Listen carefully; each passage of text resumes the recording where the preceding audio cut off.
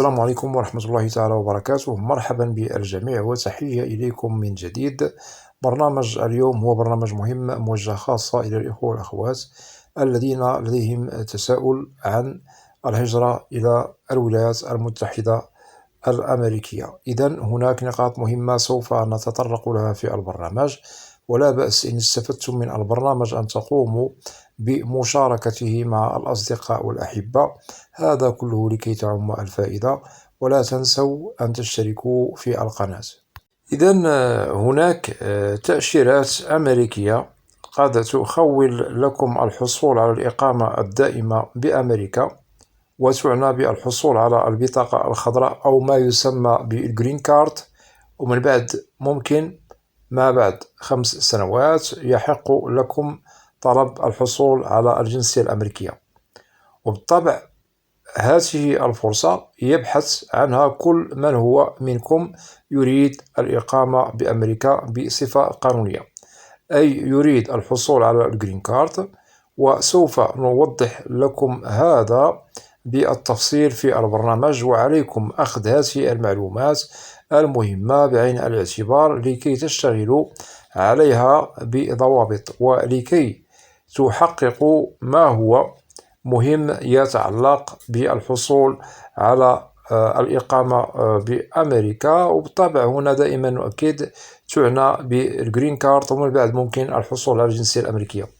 بالنسبة لهذه التأشيرات التي سوف نذكرها لكم بالترتيب، هي لا تعنى بفيزا هجرة، بل هي تعنى بفيزا لغير الهجرة. وبالطبع هذه الفيز لغير الهجرة نقدم عليها خارج الولايات المتحدة الأمريكية لكي تتضح لكم الصورة. أي المعني بالتقديم على فيزا لغير الهجرة يقوم بتقديم ملفه بالسفارة الأمريكية في بلده الأم. أتمنى أن تكون هذه النقاط واضحة. والفارق ما بين فيزا هجرة وفيزا لغير الهجرة هو شاسع، وسوف نوضحه لكم الآن. بالنسبة لفيزا الهجرة، هي التي ممكن أن يتحصل عليها كل من هو مثلا مقدم له على لم الشمل العائلي بأمريكا، سواء درجة أولى أو درجة ثانية، أو مثلا مقدم لهم عن طريق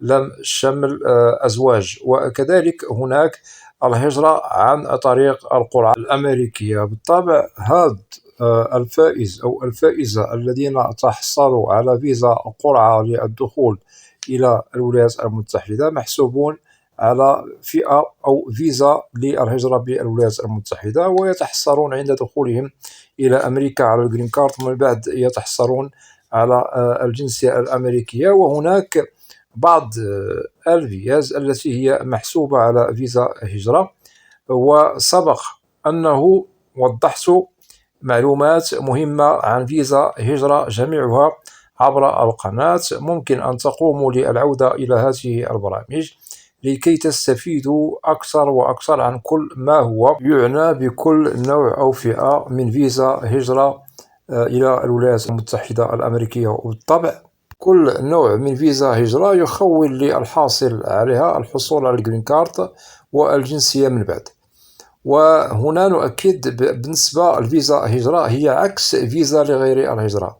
فيزا لغير الهجرة لا تخول للحاصل عليها الإقامة الدائمة بالولايات المتحدة، أي الحصول على الجرين كارد، بل تخول الحاصل عليها إقامة مؤقتة وعليه العودة لبلده الأم. ومن ضمنها هناك فيز مختلفة: فيزا زيارة، سياحة، دراسة، إلى غير ذلك، واللائحة طويلة. وضحناها كذلك عبر القناة أنواعها والفئات المختلفة لفيزا لغير الهجرة.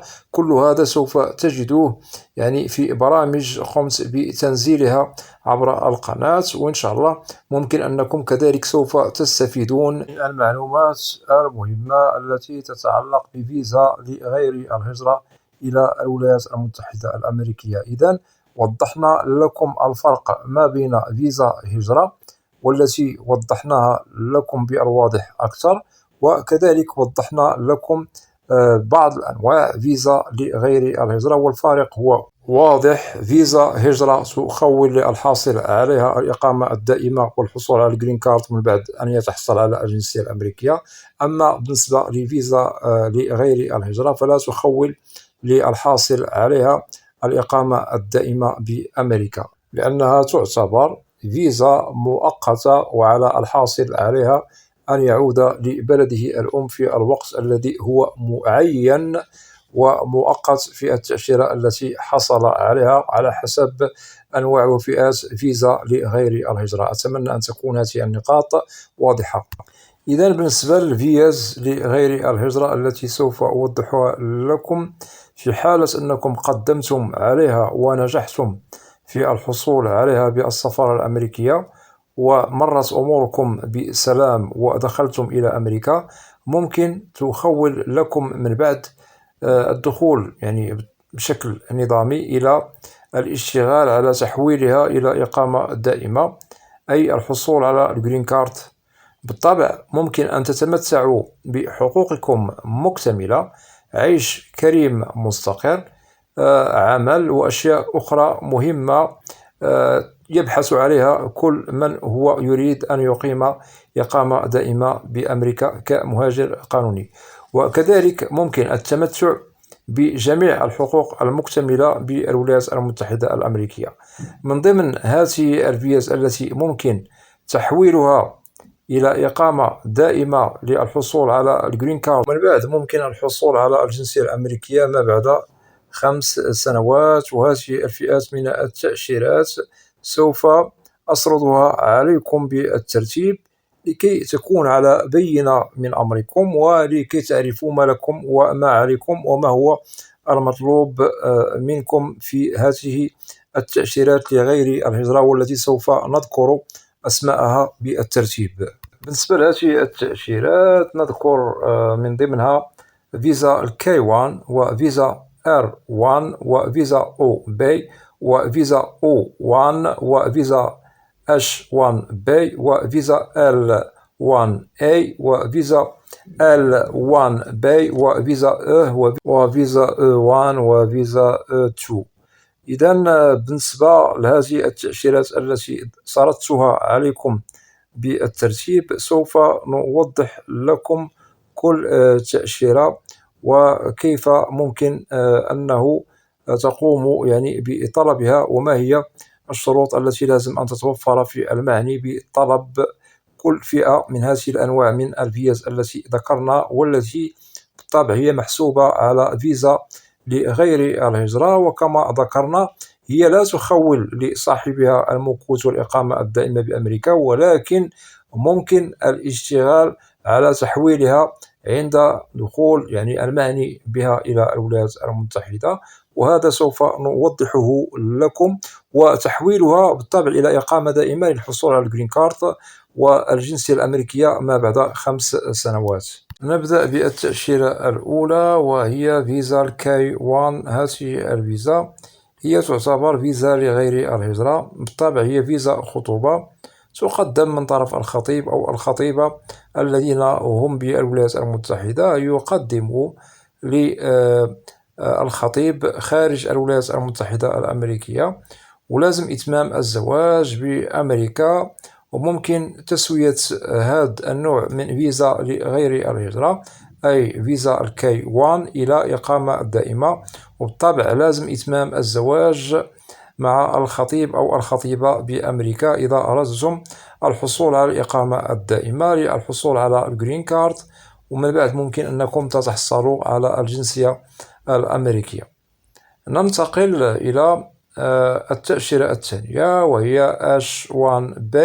هذه التأشيرة ممكن تحويلها إلى إقامة دائمة للحصول على الجرين كارد. بالطبع ممكن للحاصل على هذه التأشيرة أن يقوم بطلب الجنسية الأمريكية ما بعد 5 سنوات، وهذه التأشيرة تعنى بفيزا عمل بأمريكا أي عقود عمل بالولايات المتحدة. ممكن تطويرها كما وضحنا لكم وتحويلها إلى إقامة دائمة للحصول على الجرين كارد والجنسية الأمريكية. ننتقل إلى تأشيرات أخرى، والتي سوف نسميها لكم ب L1A و L1B. هذه الفيز هي متعلقة بالذين هم رجال أعمال ولديهم شركة في بلدهم الأم، ولديهم مثلا فرع من هذه الشركة بالولايات المتحدة الأمريكية. بالطبع للحاصلين على هذه الفئات من التأشيرات، رغم أنهم فيزا لغير الهجرة، فتخول للحاصلين عليها أن يقوموا بتحويلها إلى إقامة دائمة للحصول على الجرين كارد من بعد الحصول على الجنسية الأمريكية. أتمنى أن تكون كذلك هذه النقاط واضحة. أنتقل إلى التأشيرة الأخرى التي تعتبر كذلك فيزا لغير الهجرة، وسوف نسميها لكم ب R1. هذه التأشيرة تعنى برجال الدين. ممكن للمعني أي رجل دين عندما يدخل بهذه التأشيرة ممكن أن يحولها إلى فيزا هجرة للحصول على الجرين كارد، من بعد أنه ما بعد 5 سنوات ممكن أنه يتحصل على الجنسية الأمريكية. ننتقل إلى التأشيرة الأخرى لغير الهجرة وهي O1. هذه التأشيرة تمنح للذي لديه شواهد عليا متعلقة بتخصص علمي متطور.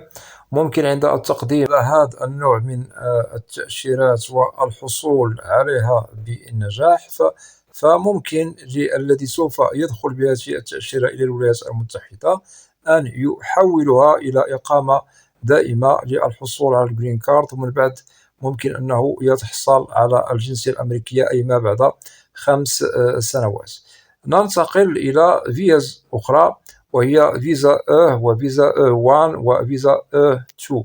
هذه الفيز هي متعلقة بالاستثمار بالولايات المتحدة الأمريكية، وبالطبع هنا نؤكد على رجال الأعمال ومخولة للبلدان التي لديها علاقة وطيدة أي علاقة اقتصادية تجارية متعلقة بالاستثمار في مجالات مختلفة بأمريكا. وبالطبع هذه الفيز ممكن الحصول عليها إذا توفرت الشروط في المعنيين بها، وممكن تحويلها بأمريكا إلى إقامة دائمة.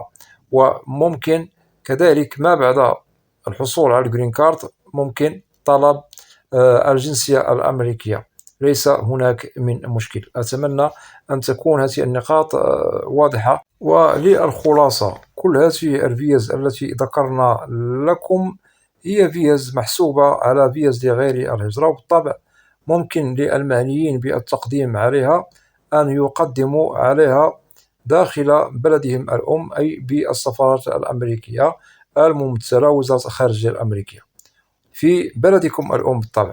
فإن توفرت فيكم الشروط مكتملة فإن شاء الله ممكن أنكم تقومون بالتقديم على فئة من ضمن هذه الأنواع من الفيز التي وضحناها لكم، وإن شاء الله ممكن أن تتحصلوا على هذا النوع من الفيز لغير الهجرة للدخول إلى أمريكا.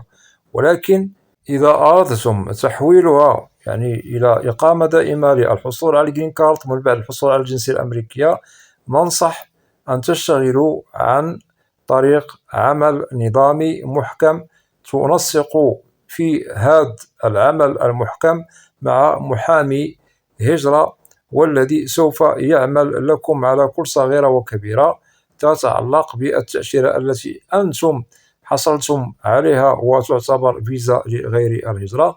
وبالطبع محامي الهجرة ممكن أن يشتغل على تحويل فيزا لغير الهجرة إلى إقامة دائمة لكي تتحصلوا على الجرين كارد، وهذا سوف يتضح لكم كله عندما سوف تدخلوا بهذه التأشيرة إلى الولايات المتحدة. وممكن أنكم إن شاء الله توكلوا وتستعينوا محامي، وبالطبع سوف تتضح لكم جميع الاستفسارات التي لديكم فيها التساؤل مع محامي هجرة، وسوف يتكلف لكم بكل ما هو مهم ومطلوب منكم. بالطبع اعلموا بأن هذا الأمر والإجراء لتحويل فيزا لغير الهجرة إلى إقامة دائمة ليس بالسهل والهين.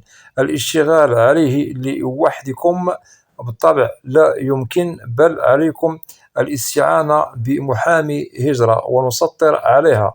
محامي هجرة داخل الولايات المتحدة الأمريكية هو الذي سوف يشتغل لكم على هذه الإجراءات، لأنه يعرف من أين يدخل ومن أين يخرج، ولديه خبرة وحنكة في مجال تحويل هكذا يعني تأشيرات لغير الهجرة إلى فيزا هجرة، لأنه كما وضحنا محامي الهجرة يعرف كل أسرار النقاط والإجراءات المتبعة لتحويل هذه الأنواع من الفيز.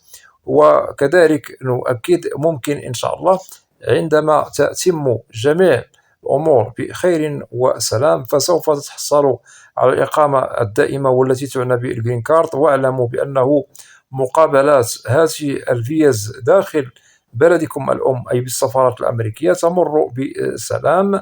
إن توفرت فيكم الشروط مكتملة فممكن الحصول على الفيزا بسهولة وبسلاسة وبنجاح. وفي حالة أنه غير مؤهلين للحصول على هذه الأنواع التي ذكرنا لكم من الفيز فهنا تأكدوا لا يمكن لكم الحصول عليها. وللتأكيد كل تأشيرة من هذه التأشيرات التي ذكرناها لكم ملفها هو في شكل عن كل فئة من هذه الأنواع. أتمنى أن تكون هذه النقاط واضحة. الذي هو مقدم على تأشيرة الكاي-1 قانونها في شكل، الذي هو مقدم مثلا على تأشيرة H1B هو في شكل، لكي تتضح لكم الصورة. وبالطبع هنا سوف نجد كل من هو معني بالأمر تختلف ظروف ملفه عن ظروف يعني المعني بالأمر أي الشخص الذي هو مقدم على تأشيرة أخرى مختلفة. ونؤكد كذلك لازم أنكم في حالة تحصلتم على هذه التأشيرة ادخلوا بها بسلام إلى الولايات المتحدة الأمريكية وثقوا في نفسكم. وهنا نؤكد مخول لكم تحويلها إلى إقامة دائمة للحصول على الجرين كارد ومن بعد الحصول على الجنسية الأمريكية. ولكن تأكدوا من أن تحويل هذه التأشيرة إلى إقامة دائمة يتطلب منكم الصبر والتريث. وكذلك لازم كما وضحنا لكم أن تشتغلوا وتنسقوا مع محامي هجرة، وإن شاء الله أموركم سوف تمر تمام وسوف تحصلوا على الإقامة الدائمة بالولايات المتحدة. لأن هذه الفيز هي فيز مؤقتة ولازم الحاصل عليها العودة إلى بلده الأم، ولكن هناك قانون مهم يشتغل عليه بالولايات المتحدة لأجل كل من هو معني بهذه التأشيرة. إذا أراد تحويلها فإن شاء الله ممكن تحويلها، يحصل مثلا على أعمال وأشياء أخرى مهمة، وإن شاء الله ممكن أن يكلف محامي للسهر على الملف الذي يخصه وسوف يتحصل على الإقامة الدائمة بسلام. ليس هناك من مشكل. أؤكد على كل من هو معني بهذه التأشيرات في حالة أنكم تحصلتم على التأشيرة والحمد لله دخلتم بها إلى الولايات المتحدة وحولتموها إلى إقامة دائمة،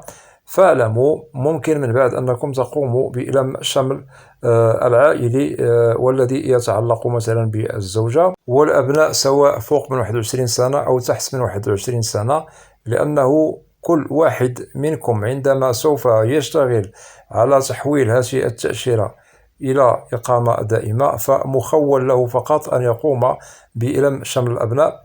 ويشترط الأبناء سواء فوق أو تحت 21 سنة غير متزوجين والزوجة. أما بالنسبة للجنسية الأمريكية مستقبلا ممكن أن تقوموا بلم شمل الوالدين، لم شمل الإخوة، هذا لا يمنع. وممكن للحاصل على الجنسية الأمريكية مستقبلا إذا أراد أن يقوم يعني بلم شمل الأبناء في حالة أن الأبناء هم متزوجين فقانون الهجرة الأمريكي يخول له هذا، ليس هناك من مشكل. وبالطبع هذا الإجراء عند الحصول على الجنسية الأمريكية. أما بالنسبة للجرين كارد وضحنا لكم الفئة التي ممكن أننا نقوم بلم شملها في الوهلة الأولى عندما سوف نتحصل على الإقامة الدائمة Green Card. وبالتوفيق للجميع. وفي حالة أنه لديكم أسئلة تتعلق ببرنامج اليوم أو أي برنامج في القناة، فلا بأس أن تقوموا بوضع تعليق عبر القناة، وسوف تجدوا الإجابة عبر البرنامج المعروف بالقناة، برنامج أسئلة وأجوبة، لأنني لا أستثني منكم أحدا. وأتمنى من الإخوة والأخوات الذين لا زالوا لم يشتركوا في القناة، أدعوكم للاشتراك في القناة وتفعيل زر الجرس ليصل إليكم كل جديد. ولا تنسوا أن تدعمونا دائما بلايك لكي نصل إلى أكبر نسبة من المشاهدة. وبالنسبة للقناة محتواها كامل وشامل عن الهجرة والمهاجر إلى الولايات المتحدة الأمريكية بشكل عام وكتعريف. واعلموا بأنني لا أستثني منكم أحدا. بالنسبة للأسئلة أجيب عليها على حسب الدور، وأتمنى أن تتفهموا هذا. وأود أن أشكر جزيل الشكر كل الإخوة والأخوات الذين يقومون بوضع تعاليق محترمة في القناة. مرحبا بكم جميعا بأسمائكم، وإلى لقاء قريب بإذن الله. والسلام عليكم ورحمة الله تعالى وبركاته.